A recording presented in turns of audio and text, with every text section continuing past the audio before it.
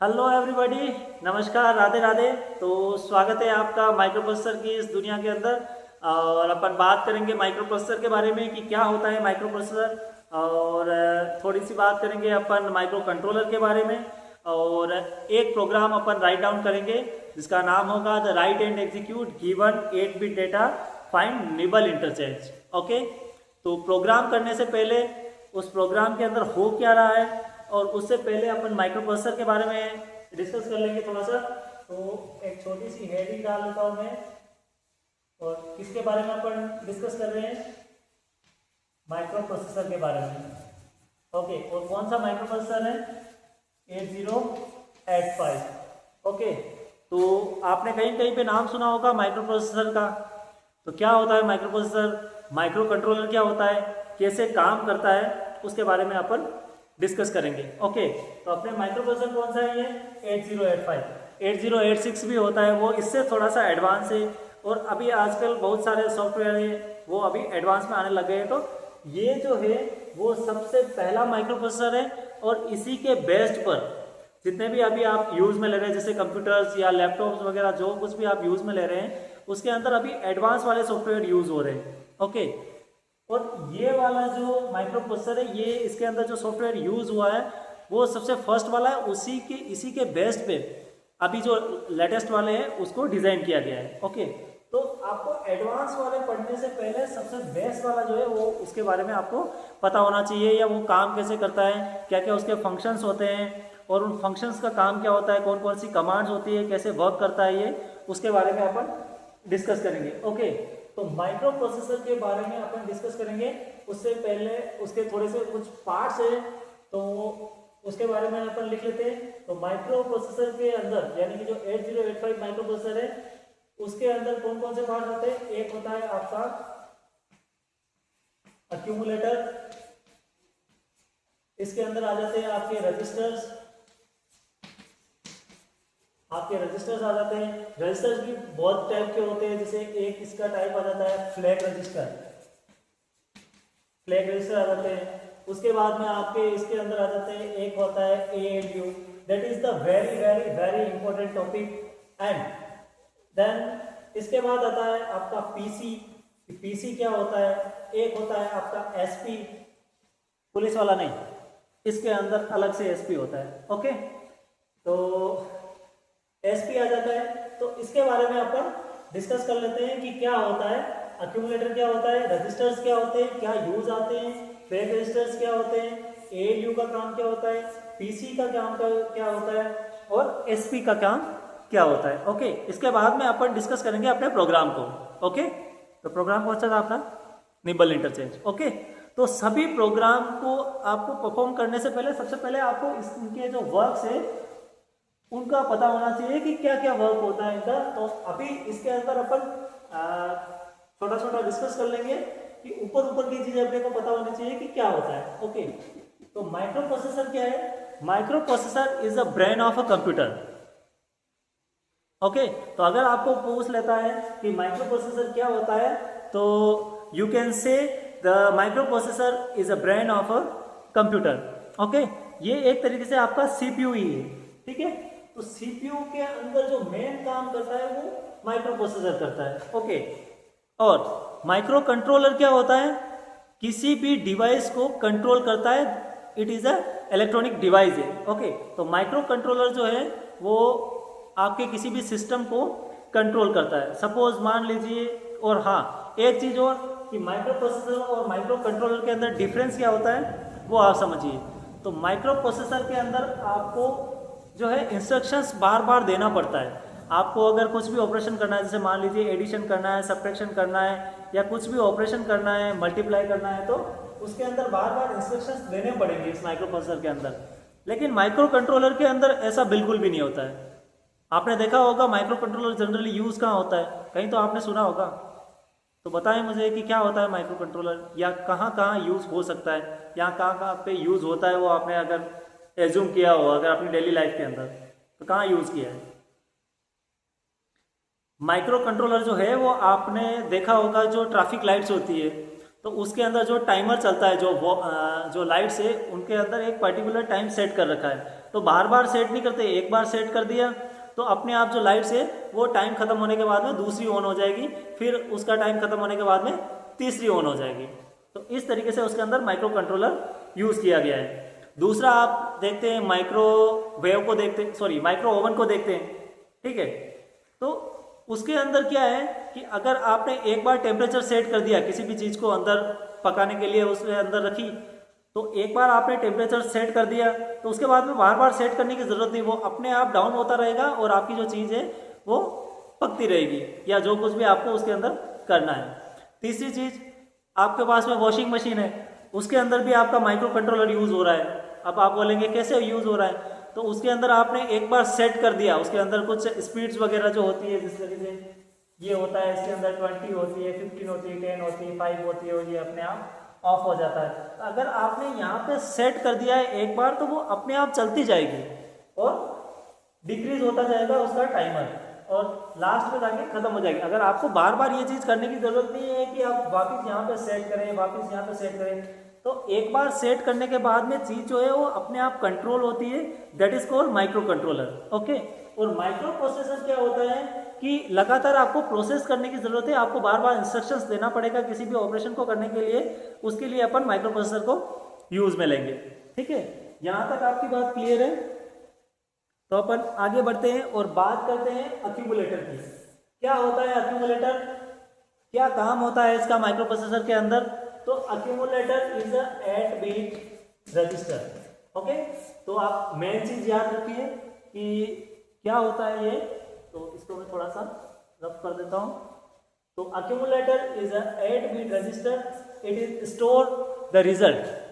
Okay, तो accumulator क्या होता है, आपका 8 बिट का एक टाइप का रजिस्टर होता है जिसके अंदर आप रिजल्ट को स्टोर करते हैं। ओके, फिर बात आती है आपके रजिस्टर्स की। तो रजिस्टर्स कौन कौन कौन से होते हैं? एक तो होता है आपका अक्यूमुलेटर और 6 आपके रजिस्टर और होते हैं। वो कौन से होते हैं? वो होता है, एक होता है आपका बी, एक होता है सी, एक होता है डी, एक होता है ई, एक होता है एच और एक होता है एल। ओके, और हर एक रजिस्टर जो होता है वो 8 बिट का होता है। यहां तक बात क्लियर है? ओके, लेकिन जनरली ये पेयर्स की फॉर्म में होते हैं, जैसे HL पेयर हो गया, BE पेयर हो गया, BC पेयर हो गया, लेकिन एकमात्र ये अक्यूमुलेटर एक ऐसा रजिस्टर है जो अलग रहता है। ओके, तो पेयर्स के अंदर रजिस्टर कितने बिट का हो गया? ये हो गया आपका 16 बिट का। ओके, तो रजिस्टर्स का काम क्या होता है? To hold temporary 8 bit data, या आपका पास में जितने भी बाइट का डेटा है उसको होल्ड करके रखता है कुछ टाइम के लिए। और कब तक होल्ड करके रखेगा? जब तक आपके पास में कोई नेक्स्ट इंस्ट्रक्शंस मिल नहीं जाते। ठीक है, तो रजिस्टर्स का मेन काम क्या होता है?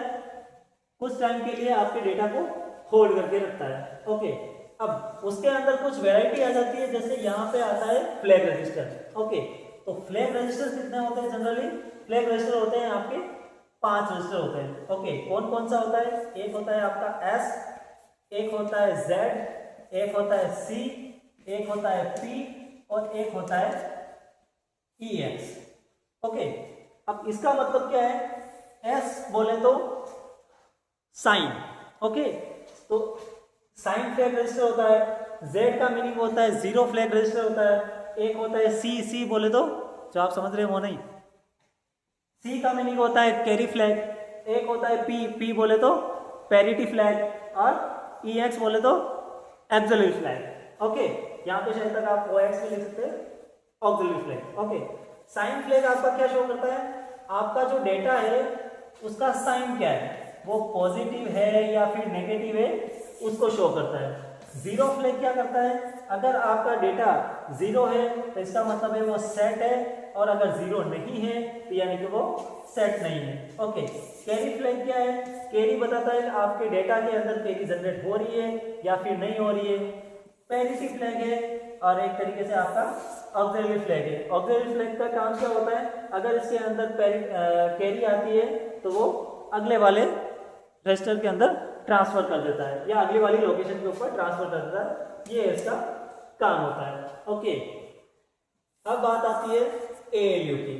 तो ALU का फॉर्म क्या होता है, फुल फॉर्म क्या होता है? ALU बोले तो अर्थमेटिक लॉजिक यूनिट।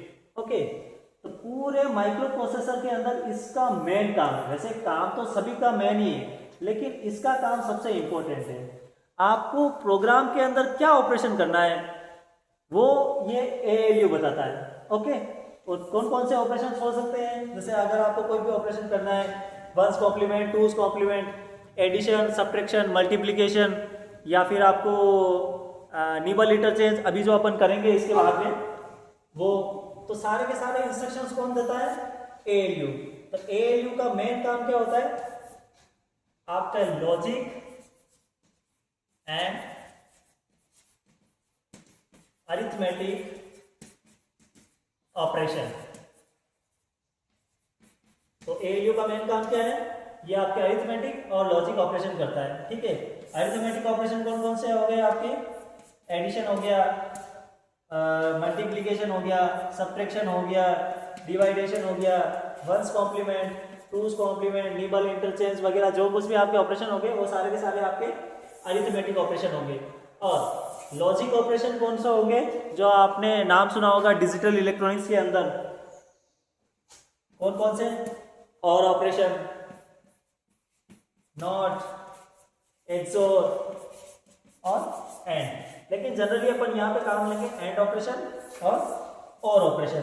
तो ये एंड और जो ऑपरेशन है वो आपके लॉजिक ऑपरेशन है, और अरिथमेटिक कौन से हैं जो आपके जनरली मैथमेटिक्स के अंदर यूज आते हैं, ये एडिशन हो गया, सब्ट्रैक्शन हो गया, मल्टीप्लिकेशन या डिवाइडेशन, जो कुछ भी आपको करना है ये चीज़ें आ जाती है।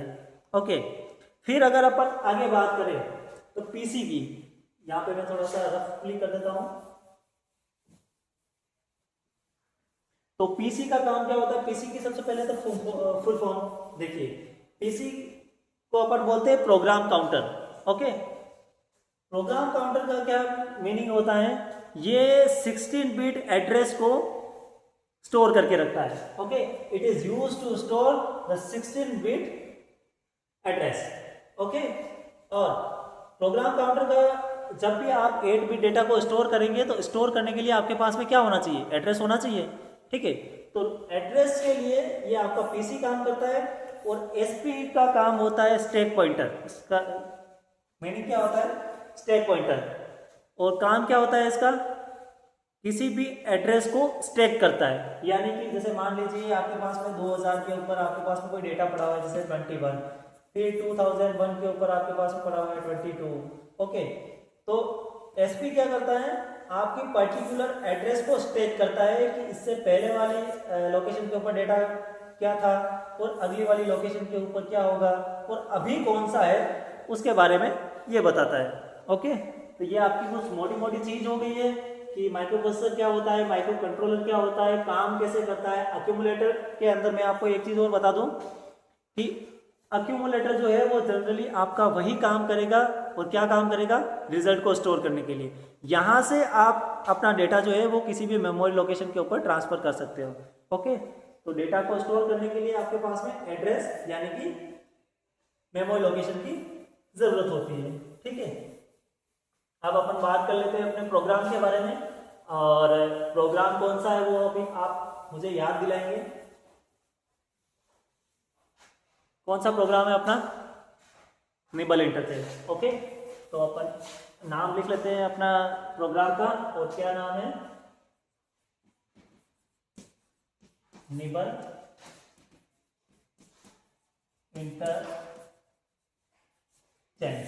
ओके, और डेटा कितना है अपना, 8 बिट का है।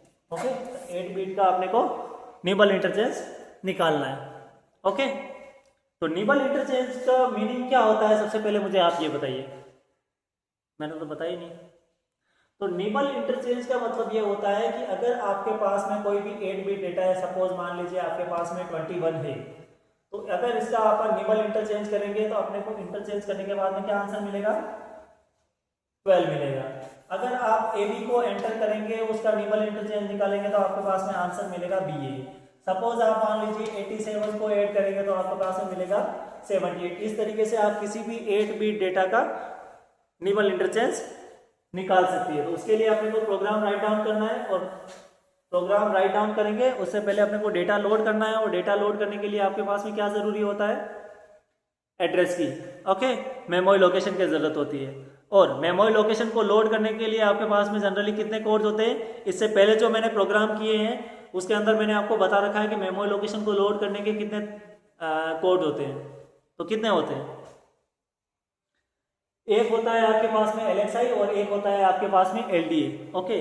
तो LDA कब यूज़ करते हैं? जब आपके पास में एक डेटा हो। LDA is use for one data, okay. अगर आपके पास में एक ही 8 बिट का डेटा है तो उसके लिए अपन LDA यूज़ करेंगे, और अगर आपके पास में मल्टीपल है तो उसके लिए अपन LXI यूज़ करेंगे, ठीक है। तो यहाँ पर अपन LDA भी यूज़ करेंगे और LXI को यूज़ करके भी अपन इस प्रोग्राम को कैसे करेंगे, दोनों में आपको समझाऊंगा, ठीक है, सिर्फ इसी प्रोग्राम के लिए। तो सबसे पहले अपन अपनी लोकेशन लोड कर देते हैं, और क्या है LXI H and 3001H, okay. तो 3001 मैंने मेमोरी लोकेशन ली है और वहां पे मैं कोई भी एक डेटा ले रहा हूं, जैसे मान लीजिए मैं ले रहा हूं 78, इसका मुझे निबल इंटरचेंज निकालना है, ओके। तो अब यहां पर मुझे एक बात बताइए कि इस H में और इस H में क्या डिफरेंस है? What is the difference between this H and this H, and what is the hex code of LXI, and इस लोकेशन के अंदर मेरा हायर बाइट कौन सा है और लोअर बाइट कौन सा है? ये चीजें आपको इसके अंदर पता होनी चाहिए। तो आप मुझे बताइए कि क्या होता है, नहीं पता? इस H का मीनिंग क्या होता है कि आपकी लोकेशन के साथ में जो H आता है वो आपके हेक्साडेसिमल को रिप्रेजेंट करता है, और जो आपके कोड के साथ में जो H आता है वो आपके HL पेयर रजिस्टर को रिप्रेजेंट करता है, एंड जो लोकेशन के पीछे के जो 2 डिजिट होते हैं that is called what? Lower byte, and आगे के जो 2 डिजिट होते हैं वो आपका होता है हायर बाइट। और LXI का कोड कितना होता है? इतने प्रोग्राम कर चुके हैं तो आपको जनरली याद तो होना चाहिए, 21 होता है, ओके। तो यहाँ पर अपन अब इसका कोड लिख लेंगे। उससे पहले अपन प्रोग्राम जनरली कहाँ से शुरू करते हैं? 2000 से, ओके। तो लिख लेते हैं यहाँ पे 2000। आई होप आपको विजिबल है, ओके। तो 2000, 2001, 2002, 2003, 2004, 2005, 2006, 2007, 2008, 2009 एंड 2008। आई होप आपको विजिबल है, ओके, ठीक है। अब यहाँ पे अपन हेक्स कोड लिखेंगे, हेक्स कोड। तो LXI का कोड कितना होता है? 21। यहाँ पर क्या चीज आएगी? आपकी लोअर बाइट और हायर बाइट। तो लोअर बाइट क्या है? 01, और हायर बाइट क्या है आपका? 30, ओके। तो अभी आपका जो डेटा है वो कहाँ पे पड़ा हुआ है? मेमोरी के अंदर। उस मेमोरी को आप कहाँ पे लेके आएंगे? सॉरी, मेमोरी के अंदर जो डेटा है उस डेटा को आप कहाँ पे लेके आएंगे? अक्यूमुलेटर के अंदर। क्यों? क्योंकि आपके पास में एक ही डेटा है, और अभी मैंने आपको बताया कि जब भी आपके पास में एक डेटा हो वो सीधा का सीधा अक्यूमुलेटर के अंदर जाएगा। और अगर आपके पास में 2 डेटा हो तो उसमें फिक्स है कि एक डेटा आपका अक्यूमुलेटर के अंदर जाएगा और दूसरा डेटा जो है आपका किसी भी रजिस्टर के अंदर चला जाएगा, या फिर आप इसको वहां पे स्टोर कर सकते हो, ठीक है। तो यहाँ पे मैं मूव करूंगा मेमोरी से अक्यूमुलेटर के अंदर, और ये वाली मेरी मेमोरी कौन सी है? ये 3001 वाली, ओके। तो जब भी अपन मेमोरी से अक्यूमुलेटर के अंदर आते हैं तो उसका हेक्स कोड क्या होता है? क्या होता है? उसका हेक्स कोड होता है आपका 7, ओके। अक्यूमुलेटर के अंदर आने के बाद में फिर मुझे ऑपरेशन क्या करने हैं? ऑपरेशन होते कहाँ हैं आपके? अक्यूमुलेटर के अंदर। स्टोर कहाँ होते हैं? अक्यूमुलेटर के अंदर। लेकिन ऑपरेशन करता कौन है? डॉक्टर नहीं करते, ऑपरेशन करता है आपका ALU, ठीक है। तो वो इंस्ट्रक्शन देगा कि मुझे करना क्या है, और होगा कहाँ पे? अक्यूमुलेटर के अंदर, ओके। अब अक्यूमुलेटर के अंदर मेरा डेटा आ गया है, और कितना आया है? ये मेरा 78 जो है वो मेरा अक्यूमुलेटर के अंदर। अब मैं क्या करूंगा? उसको रोटेट करूंगा इंटरचेंज के लिए, और कितनी बार रोटेट करूंगा मैं? 4 बार रोटेट करूंगा। अब यहाँ पे आपके पास में क्वेश्चन है, हो सकता है कि 4 बार ही क्यों करूँगा, ठीक है। तो वो मैं इस एग्जाम्पल के थ्रू जब मैं इधर समझाऊंगा तब आपको अपने आप पता पड़ जाएगा कि मैंने 4 बार ही रोटेट क्यों किया है। ओके, तो अक्यूमुलेटर के अंदर मैं क्या करूँगा, रोटेट करूँगा R L R L R L और ये आर एल सी भी करना पड़ेगा मेरे को। रोटेट आरएलसी का मतलब क्या होता है, rotate with left side, okay. और आरएलसी का कोड कितना होता है 07, ओके। तो ये 07 07 07 और ये 07, ओके। यहां तक बात आई थिंक आपको क्लियर हो गई है, ठीक है। अब ये मेरा इंटरचेंज हो गया है। अब मुझे रिजल्ट जो है वो कहाँ पे स्टोर करना है, कहाँ स्टोर होगा, मेरी मर्जी है कि मैं किसी भी मेमोरी लोकेशन के ऊपर स्टोर कर सकता हूँ। चाहूँ तो 3002 पे भी कर सकता हूँ, 3003 पे भी कर सकता हूँ, ओके। तो मैं अभी यहाँ पे स्टोर कर रहा हूँ 3002 के ऊपर, ओके। अब STA का मतलब क्या होता है, स्टोर, ओके, शॉर्ट फॉर्म है। तो इसका कोड कितना होता है 32, ओके। और यहाँ पर सेम वही चीज, लोअर बाइट और हायर बाइट। तो लोअर बाइट क्या हो गई यहाँ पे 02 और हायर बाइट 30, ओके। अब एक चीज और यहाँ पर है, मैं यहाँ पे नीचे लिख देता हूँ ताकि ऊपर अपन एग्जाम्पल लिख लेंगे, नहीं तो चलिए ठीक है यहीं पे लिख लेते हैं। यहाँ पे 200A है तो यहाँ पे अपन लिख लेंगे 200B। और जब आपने अपना रिजल्ट जो है वो स्टोर कर दिया है, और कहाँ पे स्टोर किया है 3002 के ऊपर आ गया है आपका रिजल्ट, तो फिर आप इस प्रोग्राम को होल्ड कर देंगे और कोड लिखेंगे HLT1, और HLT1 का कोड कितना होता है आपका 76। अब किसी भी प्रोग्राम को स्टॉप करने के लिए आपके पास में जनरली 2 कोड होते हैं, और कौन कौन से होते हैं, एक होता है आपका RST1 और एक होता है आपका HLT1। RST1 का कोड कितना होता है CF और HLT1 का 76, ओके। तो ये आपका यहाँ पे प्रोग्राम खत्म होता है। अब मैं आपको यहाँ पर एक एग्जांपल के थ्रू बता रहा हूँ कि मैंने यहाँ पर 4 बार ही रोटेट क्यों किया है उस 8 बिट डेटा को, ठीक है। तो मैंने डेटा क्या लिया है 78 लिया है, मिलना क्या चाहिए मेरे को 87 मिलना चाहिए, ठीक है। तो मैं इसको बाइनरी के अंदर कन्वर्ट करता हूं, तो 7 को क्या लिखते हैं बाइनरी के अंदर 0111, ओके।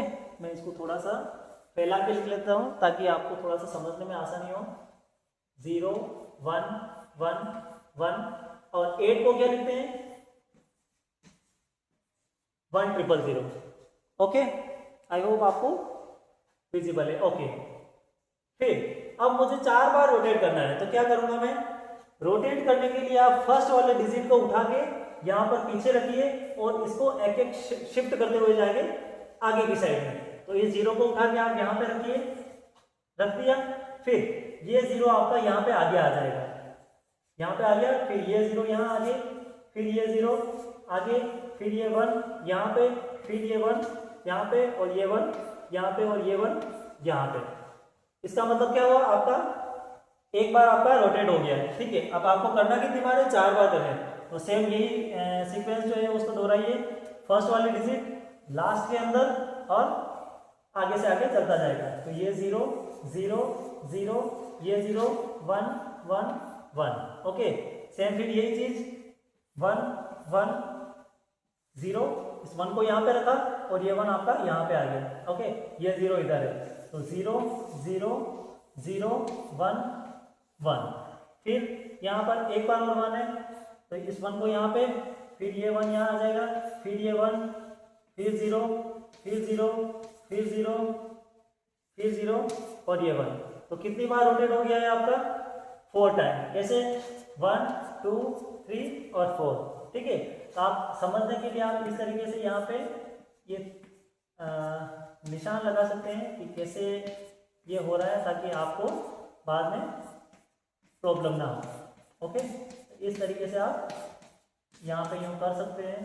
ये 1 इधर आ गया, ये 0 इधर है, सेम इसी टाइप से इस तरीके से चल रहा है। अब आप यहाँ पर देख लीजिए कि ये क्या बना और ये क्या बना।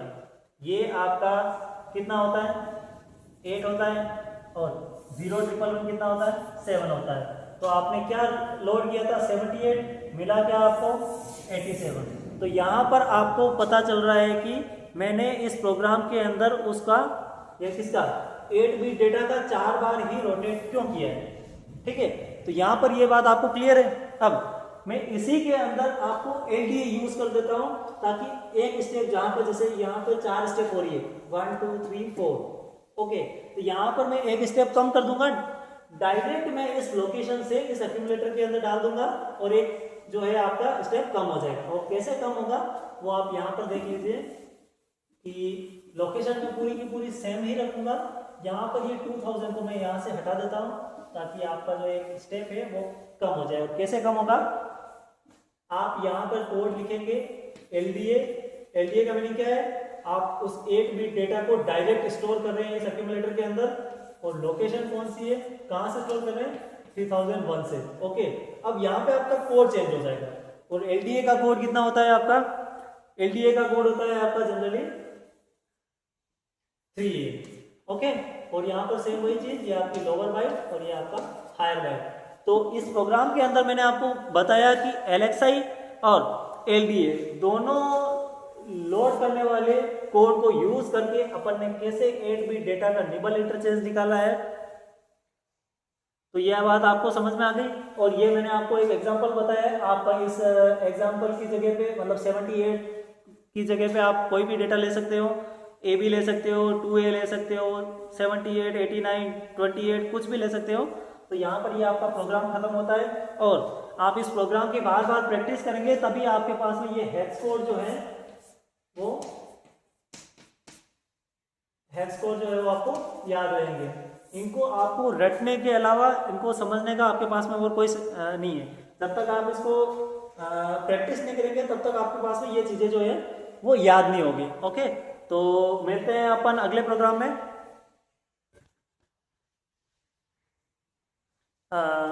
थोड़ी तकनीकी मिस्टेक की वजह से वो लाइट चली गई थी तो अपन कंटिन्यू नहीं कर पाए थे। तो हाँ, तो मैं आपको बता रहा था कि ये जो आपके पास में जो हेक्स कोड है वो जब तक आप प्रैक्टिस नहीं करेंगे तब तक आपके याद नहीं होंगे। तो उनको याद करने का सिर्फ एक ही तरीका है और प्रोग्राम को बार बार प्रैक्टिस करिए आप, तो इजीली आपके पास में रन हो जाएंगे। और ये जनरली आपके exam point of view say that is a very important.